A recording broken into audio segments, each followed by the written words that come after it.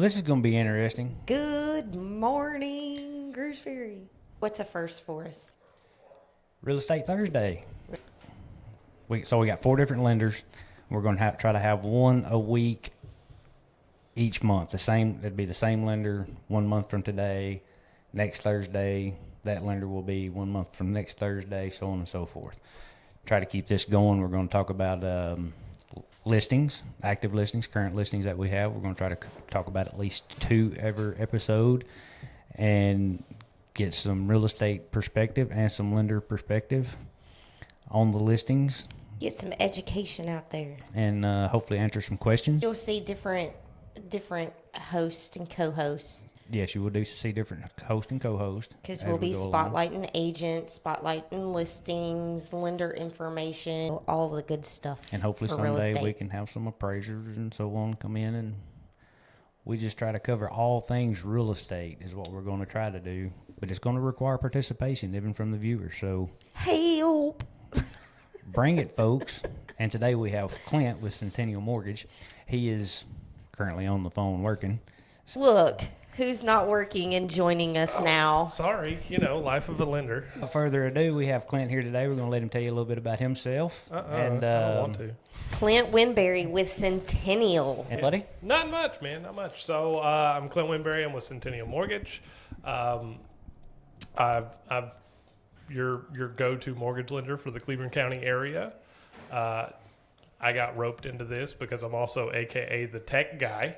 All right. So y'all ready to talk about a listing? Y'all done an open house on one yesterday, and I think it's a pretty cool house with some pretty awesome scenery. And if anybody's seen our TikTok video or our Facebook TikTok videos yesterday, So we're gonna show the video and kind of chat about it. And if y'all have questions, and we're gonna talk about who knows what we're gonna talk about. We're just gonna watch the video and fly by the seat of our britches because that's what we do. Yeah. yes. So here we go. If you like big decks, this is I'm one you hoping won't want there's to miss. audio.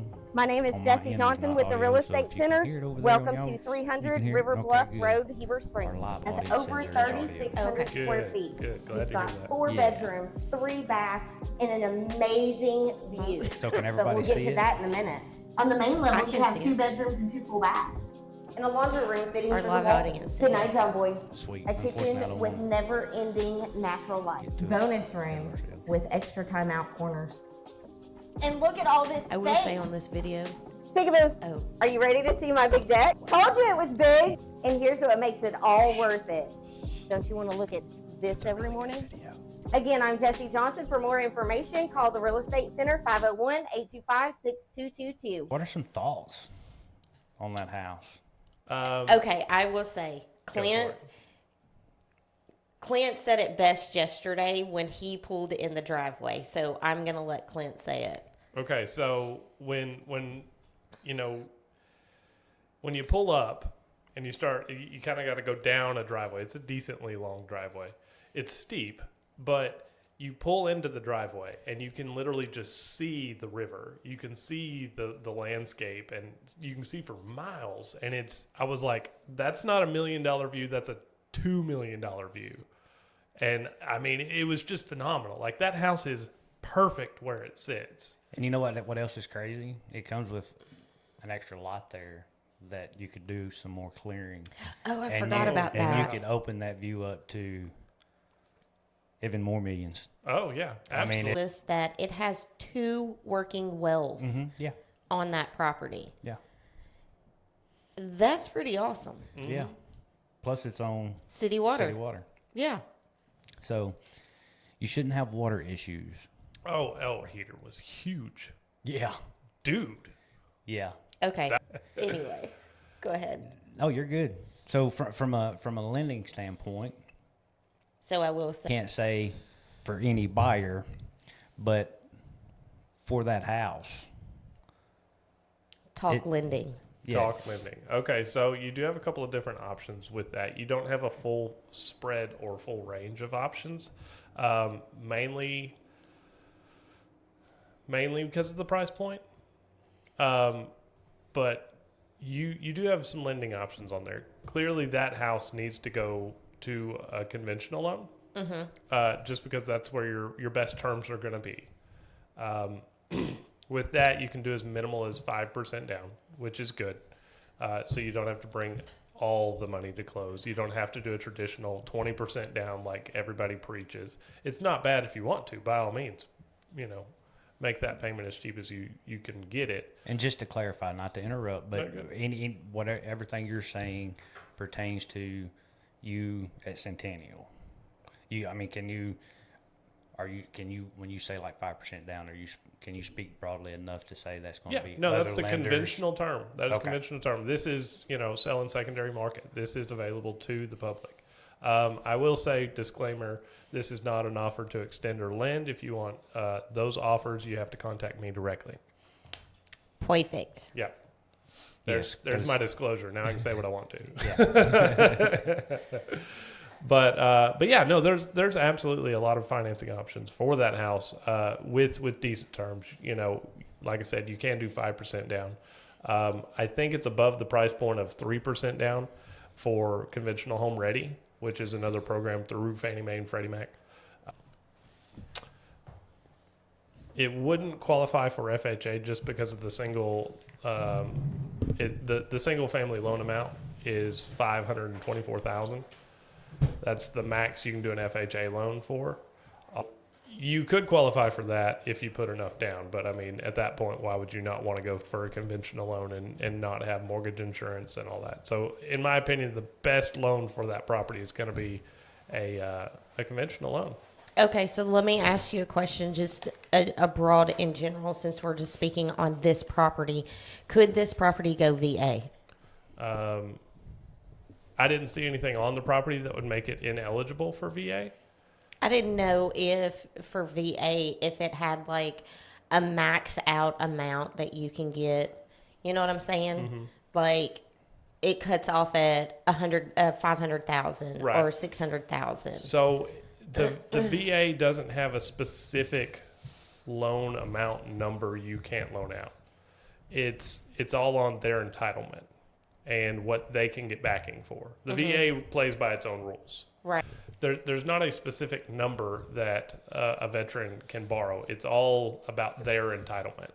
What the VA is basically going to say, they will cover in the event of default, which takes place as mortgage insurance. That's their backing. So as long as they have enough entitlement to cover that, they can essentially buy whatever they want. I think there is some kind of like unspoken rule that you're not going to see millions of dollars under a VA loan. Not saying it's impossible, not saying it can't ever be done, but like at that point you really need It's to be not looking your at other typical- products. Right. Gotcha. It's not typical to see that number. Gotcha. You said you didn't see anything. When you say you didn't see anything that would disqualify it, I'm assuming that's talking about like physical things. Yes. Because like on a VA or FHA type loan or something like that, VA, they have a whole different set of guidelines when it comes to a house. And when it comes to FHA, USDA, and VA, they're all fairly similar. And they all have their own dynamic to what they're looking for. Some may be a little different here and let this slide and all this and that. Everybody knows FHA and chipping paint. If you're in real estate, you've heard it, you've seen it, you've dealt with it. It's the name of the beast. I cannot confirm that this is 100% accurate, but I had an appraiser tell me that they're starting to change the rules on that, and they're going to quit looking at so much exterior. Now, this is rumor, this is hearsay, this is not set in stone. So essentially, the chipping paint issue could go away and not be a problem for FHA. Well, see, and that's one of the reasons that I wanted to start this show, especially in this year, is because I feel like there's going to be lots of changes, whether it be interest rates or what, just guidelines. There's going to be so many things that change probably fairly rapidly, and it could be as quickly as month to month in some cases. Oh, yeah. And so that's why we wanted to have several lenders, because y'all all seem to have something a little different that you can potentially offer and those kinds of things. To add on to that, every bank has their own programs, internal most of the mortgage side, we all try and sell secondary. We don't have to, but we try to, because that's how we move capital around. That's how we, free up to do more loans if we need to. So either, an independent mortgage broker or a bank itself, we've all got different programs, different things we can advertise and offer to clients in our own way. One of ours that we have at Centennial is called our Affinity Program. Now, our Affinity Program is just a closing cost credit. If you are a firefighter, EMT, a nurse, I want to say there's even more to that extent. It's $1,025 credit. All you have to do is be a full-time employee in those categories. So firefighter, EMT, and it breaks down to not like you don't have to be a patrol officer. Like you can be in dispatch and still get that credit. Nursing's a big one. If you're a CNA, I know a lot of people who work in CNA field, they can apply and get that credit. If you are a lunch lady at a school, you can fall under the Affinity Program for education. And I think that's really cool. Instead of setting up these roadblocks and guidelines to go, oh, you're just the librarian, you don't qualify. No, you work in education. Right. You now get $1,025 credit from Centennial. And I'm like, that's awesome. That's great.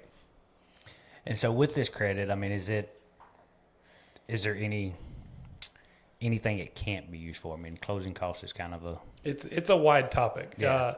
It can't be used to pay off debts if you're trying to refinance or trying to pay off debts or anything like that. It needs to be used just like a seller concession. So it needs to be for closing costs, discount points, appraisal fees, any of those type of things. So with that being said, could it potentially be used as, because, we all know the change that happened August 2024.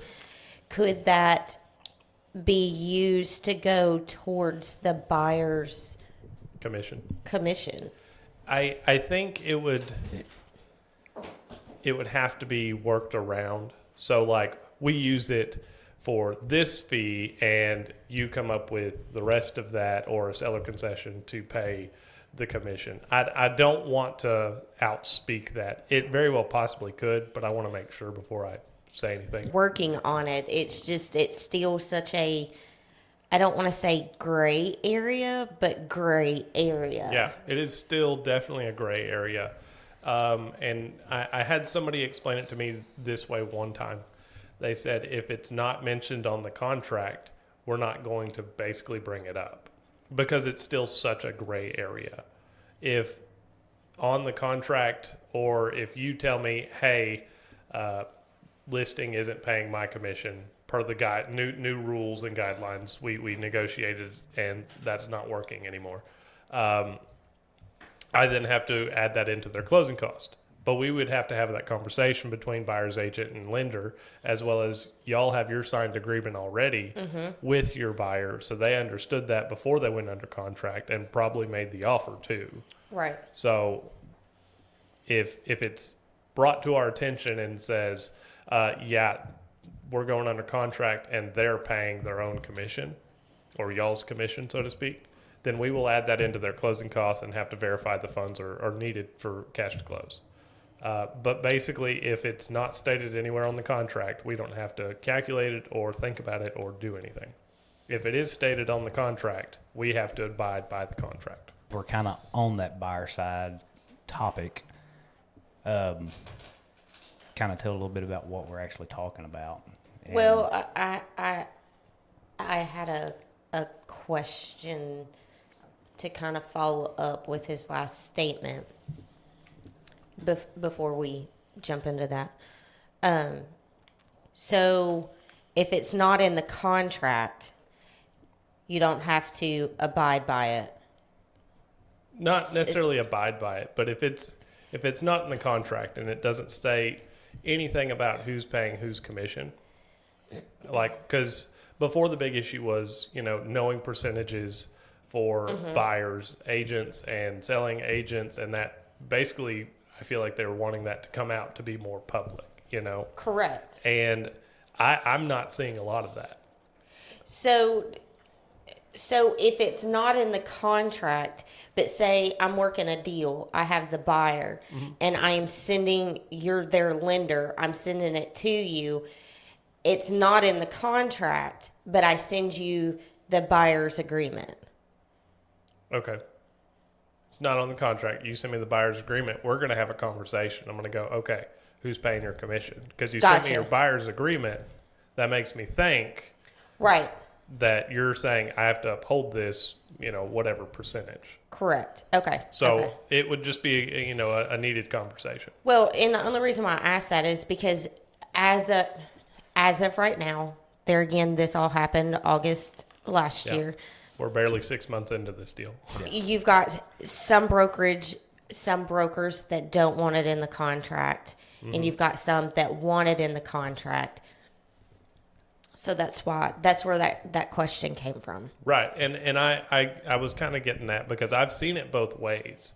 I've seen it where it's not mentioned on the contract at all, or as far as just a little comment saying listing or seller to pay buyer's agent commission. Doesn't tell me anything else, but I know that commission's covered.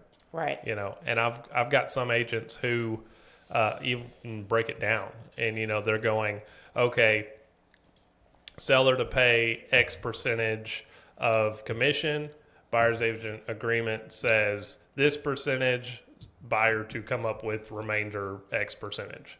They go into full detail. Right. And that way we know, okay, I've got to take that X percentage from the BAC and add that into their needed funds to close and make sure and verify that they've got those funds. And BAC means buyer's agency compensation. But the buyer's agent comp, I guess I'm going to just speak for the real estate center. For folks that don't know, we will not show property without a buyer's agency agreement. Nope. We by law cannot. By law, cannot. And to any buyer out there, it's highly important that you know whether you have signed one with somebody or not. You don't want to find yourself in a situation where you signed two or three with two or three different agents. And you have to pay two. They are legally binding contracts. So I'm sure that's going to bring up a lot of questions. Way too much detail that we can put out here in a short time. If you have questions about it, come visit with us. Yep. We'll be happy to we'll sit talk down to and you.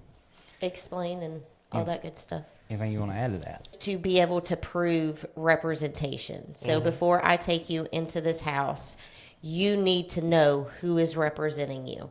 And that is why we have the buyer's agency representation for you to sign. So you know I am representing you as the buyer before we even walk into this property. Full disclosure. Yes. Yep. Which that's the name of the game in lending. Period. Disclose, disclose, disclose. Absolutely. Yes. There's a thing, and I want to get it so bad. It's a little sign, and I want it to sit on my desk, but it just says, "But did you document it? Is there a paper trail? Because I want to know." Yep. It doesn't matter what you say you did. I need proof that you did it. And also for sellers and buyers, I dislike text message probably more than most anybody, but I want everything we do in text form.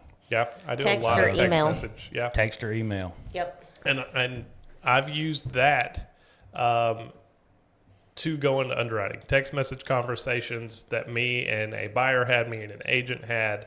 It's a legal document. It's something that I can go, we had this conversation. Yep. I said this, they said this, and it clears the stipulation or makes light of whatever situation we're in. And when I say us, the real estate center, we print off text messages, we print off emails, we print documentation. The conversation was had, whatever the conversation may be, it was had. So we have proof, and it's just protection for everybody all around. Right. I guess educate on what Centennial has to offer. So Centennial honestly has a lot to offer because we do offer a lot of the standard conventional FHA, VA mortgage loan products. We also have a lot of in-house programs that could benefit different variety of people.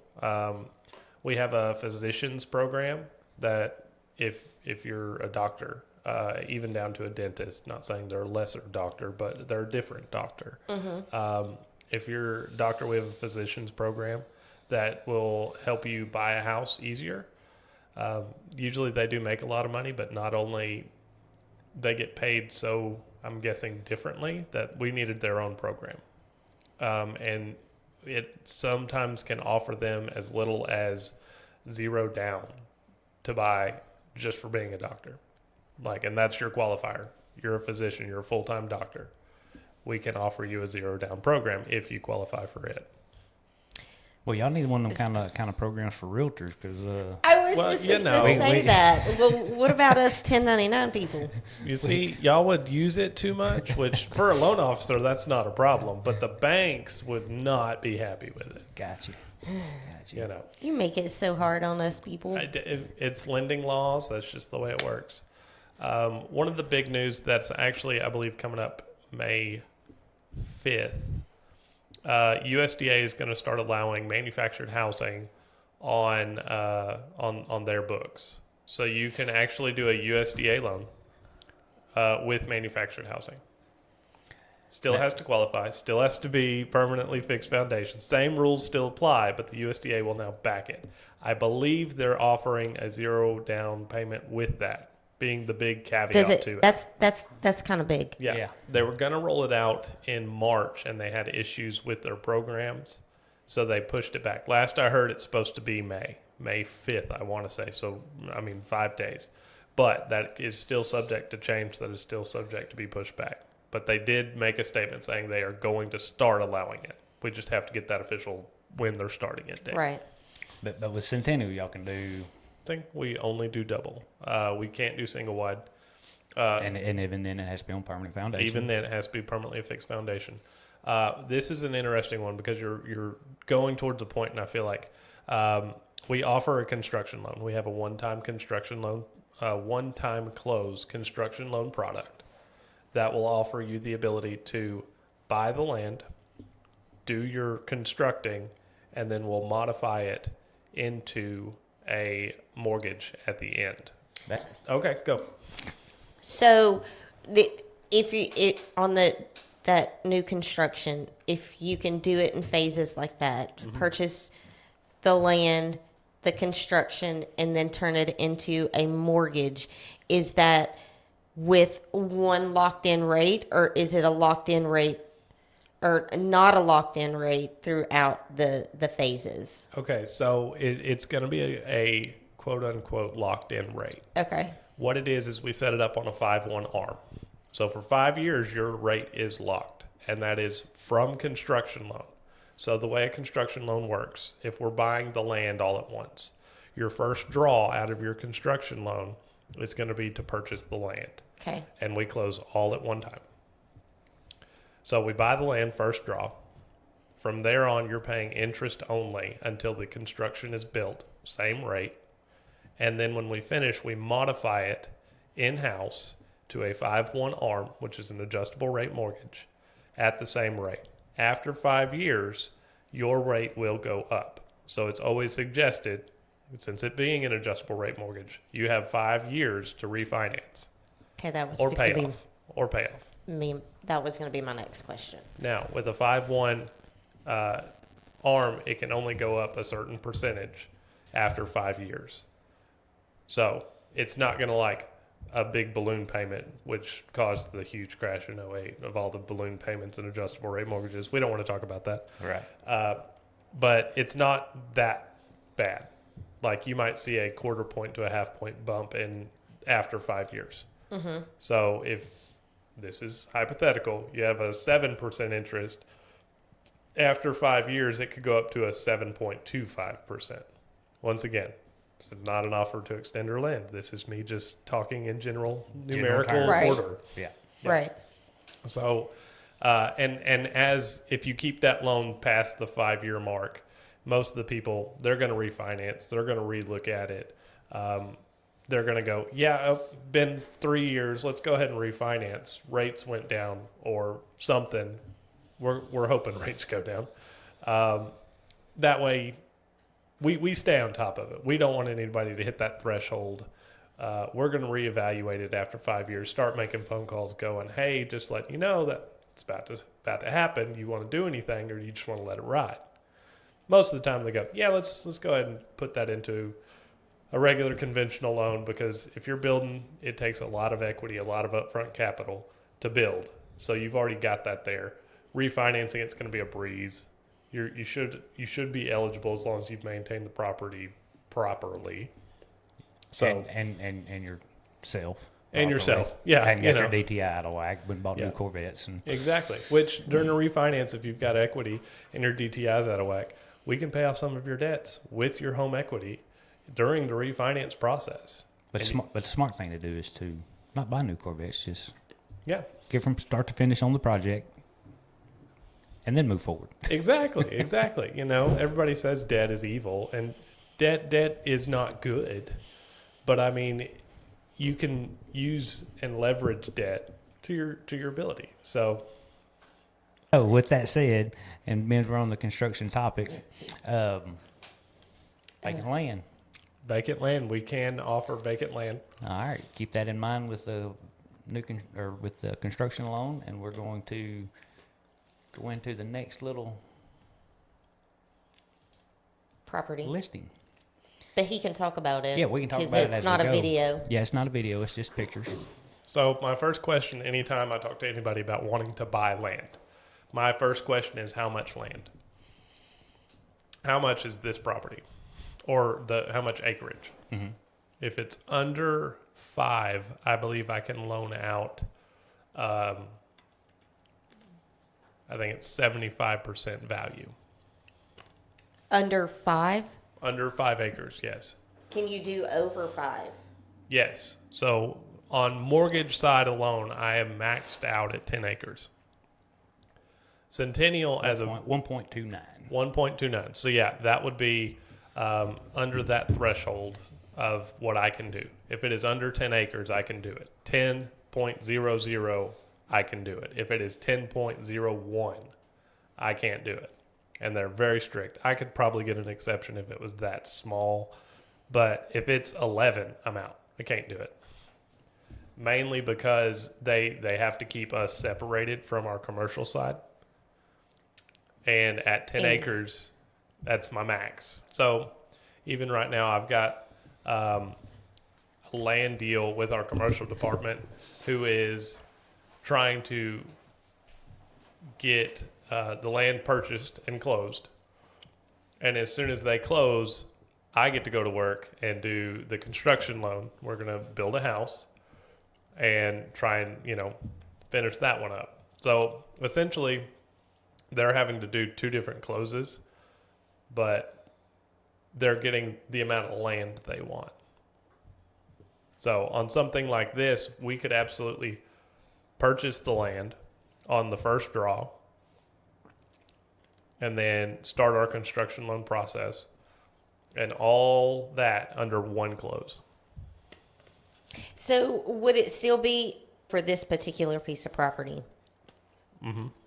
Would it still be, we're purchasing the land, phase 2 is to build,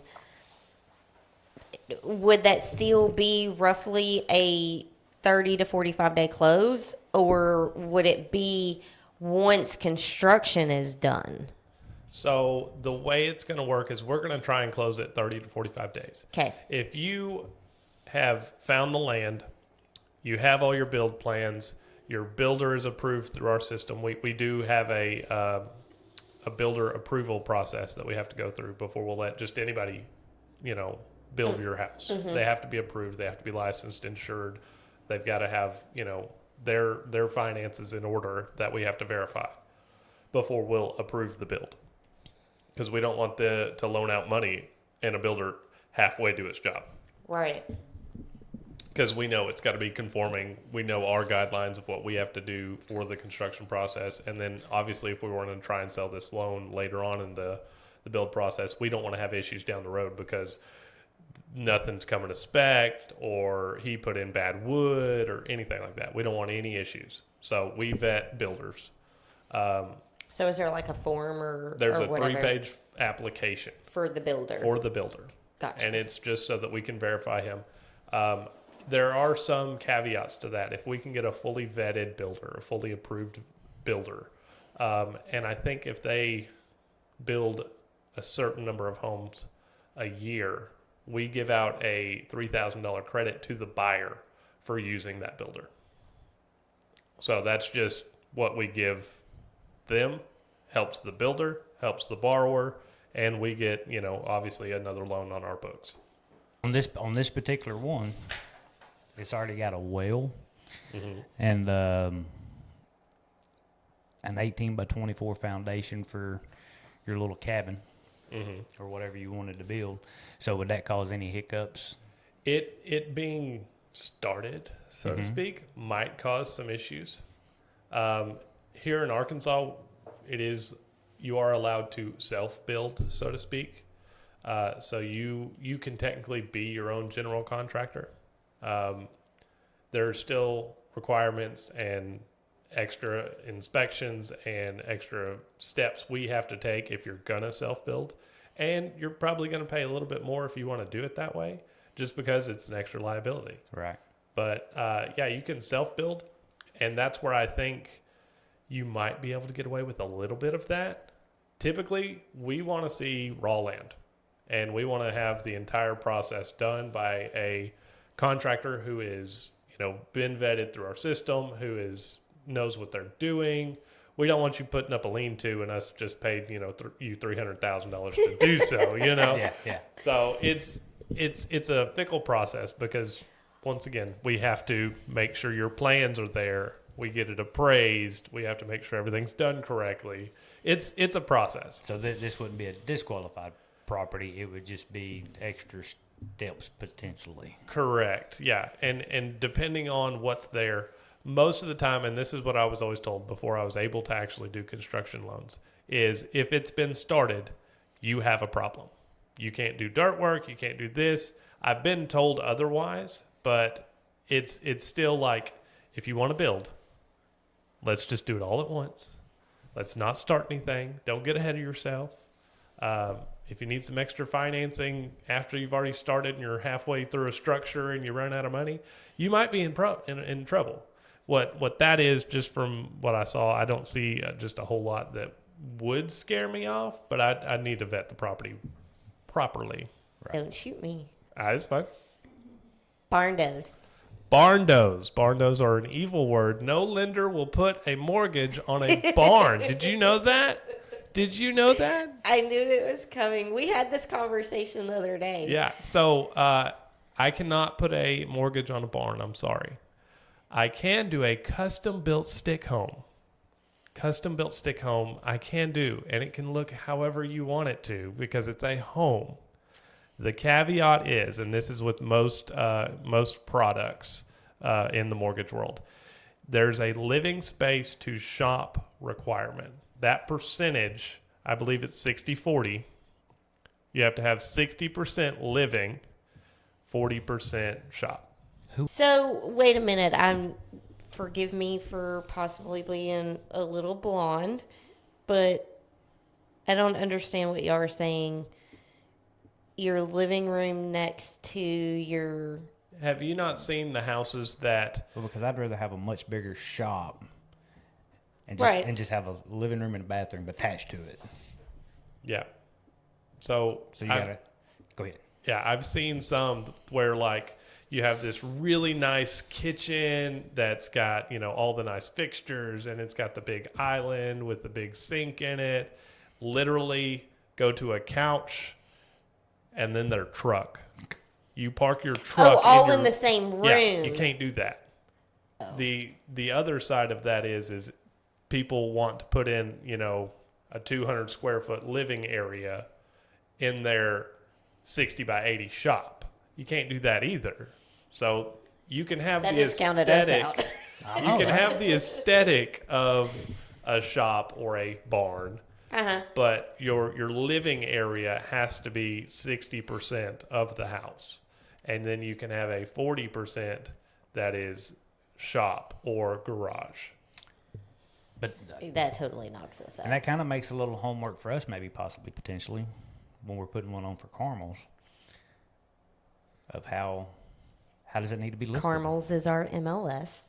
Well, and like in the descriptions and stuff of that, it can be listed as a barn dough. We all know what a barn dominium is. It is, looks like a barn, but it's a house. You walk in it, it's a house. And that's the difference. That's a custom built stick house in the eyes of the lending world. Isn't it funny how much Air quotes. quotation we're doing? Well, I mean, that barn doughs are really popular. They have been for a couple years now. Oh man, they're blowing up. Yeah, they are. And I've seen some crazy ones like on the internet, and I love them. I mean, don't get me wrong, they look amazing. Yeah, a lot of them are pretty cool. But the ones that are more shop than house, you can't put a mortgage on. If you can, I would be surprised to know how you do it. But yeah, I mean, the whole point of this, and we're doing this on the Real Estate Center page here because this is going to be more real estate focused. You're bringing in a lender. I know we've also talked about doing other people, not just lenders. Oh, I'd love to have an appraiser or 2 or 3 Right. or 10. Get them on here and get them, because I know a couple, and I think we've talked about this too, and they're skittish. They don't want to be seen. Yeah. Everyone that we've talked to as well, they're like, Do I have to? Yes. Which I don't really blame them. No. Yeah. I mean, they're either heroes or zeros. Oh, and man. it's Depends on the report you just gave me whether I like you or not. Right. yeah, Exactly. it's And, a love-hate relationship for sure. but it's a much respected job, and I mean, none of us would be able to do what we do without them. Oh No. yeah. So- No, they're crucial to the cog of real estate. Yeah. So I mean, It's mind blowing, and some people don't understand, and that's the whole point of us doing this show, is how intertwined we all are. Oh yeah. With real estate agents, lenders, appraisers, surveyors, Title. companies. We're all intertwined. We all have to work together. Yeah. Yeah, and one person, misses something, and it could mess up It's the a domino whole thing. effect. whole thing. Yeah. Yeah, I don't know how many times. I mean, I'll call myself out first. I've messed something up, and it messed up the title company, and then it messes up the insurance because we're now closing late, and then we got to worry about the real estate agent not chewing my head off because we just missed a closing. Like it's a domino effect. It happens. It does. And so just to kind of, there again, more educational out there, when you're in the process of buying a home, I know us real estate agents and us lenders cannot stress it enough. If you are getting a mortgage, do not purchase anything. Anything. Don't finance Anything. 3 cent piece of gum. Nope. D- And- don't put it on your credit card. Don't. I was about to say that exact thing. I don't know how many times I've seen it happen where we get to a week before we're closing, we're going in for final underwriting. We do a recheck on your credit. We're pulling fraud reports. We're doing all our finalizations, and you've went out and put $1,000 on your credit card, and we go, that just changed your DTI. Yep. Now, sometimes we can go, all right, you're going to pay a little bit extra at closing, and we're going to pay that credit card off now, and we're going to fix our DTI because you messed it up. So totally agree. Yeah. You said DTI like 3 times in that little spiel there. Debt to income. Just for viewers, DTI. Debt to income. Debt to income ratio. And what it is you have a front end and back end. So your front end is what's known as your PD, principal, interest, taxes, and insurance. PD. I like PD.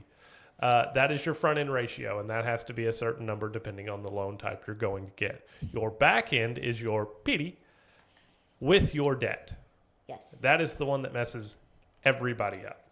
Because if you have a $1,000 car payment, $700 boat payment, $900 RV payment, and you only make $3,000 a month, you're maxed out. Yeah. You can't buy a house. Yeah. So you have to keep those things in check. And I will say, as a female, you're in the process of buying a house. Ooh, I want to put all new furniture, all new appliances, whatever. Don't do it. Just wait. Just wait. You Just can wait. have that all in your cart on Amazon, but Absolutely. don't hit the send to me until the day after closing. Yeah, yeah. And that's what I See, always and tell I try to people. tell people, give it a week. A Yeah. week after for sure. closing, Give it a week. give it a week. Yeah. And then Let if all you, the dust settle. then go buy your new couch and Right. buy the new washer and dryer and whatever. Just don't do it in these 45 days. Right. Because if you do, you're monkeying everything up. You're changing things that we've already set in stone. And you're Yes. going to be mad at everybody. Yep. Over a And- couch. Yeah.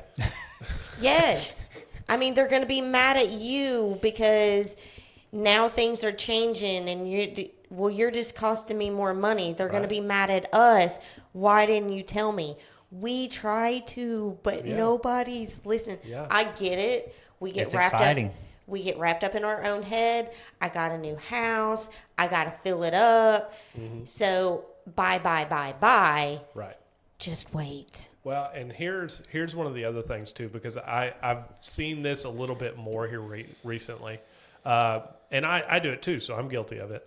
But I have certain like subscriptions and like payments that hit credit cards. They don't go straight from the bank account, so that can alter your DTI if the statement clears. So if you have, if your credit card is set up and it pays off your Hulu Netflix, account, yeah. Netflix, whatever. It's got a subscription on it. That $20, it probably isn't going to make a big difference, or whatever Netflix, Hulu, all that costs. It's not going to make a huge difference. If it's your electric bill, $300, or your car payment, $700. That's automatically set up to, Right. yeah. The only reason we will see it is if when we go and your statement clears. So like a new statement lapse. We work in 30 to 45 day increments here. It's a good chance it's going to happen. But that payment hits on the 5th and your statement comes out the 18th. Well, that statement's going to reflect the new balance, whether you paid it off the week after that or not. So that's what I always tell people. If you've got a subscription or a payment or anything like that, go ahead and apply that cash the same day it hits so that it doesn't change your balance. It's the same, because until the statement changes or the new statement comes out, we don't see a difference. It's when that statement comes out that it gets reported to the credit bureaus that we would then pull the fraud report. Does that make sense? So okay, let me see if I get it. Okay, I have a Netflix account. Right. We're just using this as an example. Right. And that $25, I don't know how much it costs, but whatever, Right. comes out. Say it comes out today. You're saying go make a cash deposit of $25 to cover that. Today. So that my balance is flush, it's still the same. Yeah, 'cause Okay. when your new statement comes out, my understanding is you want it to be zero, the same as it was the day you ran everything. Right. Okay. And that's what I'm saying. So if the statement comes out on the 5th and Netflix is hitting the 1st, today it's showing a balance and it may not even let you make a payment. Sometimes it'll let you kind of prepay it if it's pending and it hasn't like cleared and all that. So you make a payment on the 2nd for that $25 Netflix, and then come the 5th, your statement still going to show zero. It's been paid. It's not going to, it might show the transaction, but we don't care about that. Your debt hasn't changed. It's still showing us zero, so we're fine. So you got to watch those when your credit card statement dates come out, if you're still using them, which you shouldn't be. But like we said, subscription-based or reoccurring payments that you already have set up, you don't want to change those. That's fine. just go and make sure that you're paying before your statement hits the balance down. And make your minimals. People ask me all the time, they're like, can I still like make my payments on stuff? I'm like, you better. Otherwise, we're having a different conversation. We're having a different conversation. You're missing payments now. So, yeah. And that will show up negatively. That'll be bad. Yeah. I'm guessing that went from DTIs to credit scores? Credit scores. Yeah. Yeah. So, I've had people call me and they're like, hey, like I know refinance, we're paying some stuff off. They want to wipe out their debt and they want to, just have a mortgage payment. Love that. That's awesome. You have the ability to do that. You have built enough equity in your home to do that. Great. It's awesome. So they were paying, I think they paid off a vehicle and 2 credit cards. It was like, $35,000. It wasn't that bad. And they had the equity in their home to do it. And they were like, we would rather just have the one payment. Mm-hmm. We're like, cool. In the middle of the process, they're like, our payment's coming up. Do we need to make that payment? Yes, absolutely make your payment.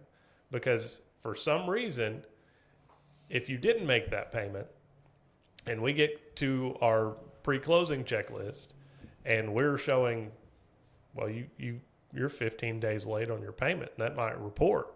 Usually it's 30, but they can start charging you late fees. They can change your payoff balance. They could, not be sending you the title anymore because you still owe them money for not paying them. They got to make sure all that's taken care of. So make your minimal payments at minimal payments. And anything extra, if we overestimate for a payoff, they'll send you the money back. Right. So you can always get your money back. It may take a week or two after we close, but hey, it's better than owing them money and you not knowing about it. And not closing on your house, too. And not closing on your house. Yeah. So, okay. I'm coming to you for a loan to buy a house. Okay? Okay. Why are you asking me for 3 years of my tax returns? So I don't typically ask for 3. I typically ask for 2. For you specifically, because you're self-employed, I need to show 2 years so that I can average your income together for a monthly income. So I'm going to take all of your income that you made, all of your deductions you've made. I'm going to calculate all that up for each year, average it out over 24 months, and that's going to give me the average for the 2 years. That's the income I can use per guidelines of most loan programs. So that's why we need tax returns. For W-2 employees, it's less important, but we're also wanting to make sure that the information we're getting matches in several different places. Right. Because you also may give me your tax returns. We fill out a form for you to sign at closing. It's a 4506C that allows us to contact the federal government and go, hey, give me your tax transcripts from this person. And we go, yep, they match. They didn't lie to us. Mm-hmm. And it's just another CYA measure. Mm-hmm. We want to make sure that what we're doing is right. Right. Because lending has become so strict. And, it's a big risk. We're loaning out a lot of money. Yeah. So if we do it, we want to make sure we're doing it right. And the only reason why I asked that question is because I have had people come and tell me, well, I don't want them all up in my business. Unfortunately, that's my job, is to be all up in your business. You're asking me for money. I need to know that you're good for it. Right. So that is the basis of credit. That's why I asked that question, so that it's not coming from me, it's coming from you as a lender. Right. And I understand that, and I've had some people who go, wait, you're going to pull my credit? Be like, yeah, I'm not just going to hand you $200,000. Like, there's a process, and it's going to be a minute. Yeah. Because we're going to vet you to the full extent of your credit worthiness. So it's what we got to do. Right. So appreciate everybody. Thanks everybody that did watch. Thanks to our live audience. Thank you. Thanks to the live audience. We will see y'all tonight at 7. Ooh, yeah. And yes. as far as this new show goes, we will see y'all next Thursday at 10 a.m. Yep. And who we are is going to be different than who we were today. Yay. Well, I think I'll be here, but everybody else will be new faces. That was So everybody have a great weekend. We'll see y'all we'll see y'all tonight and next week. How about that? There you go. See everybody. Have a great day. See ya. bye.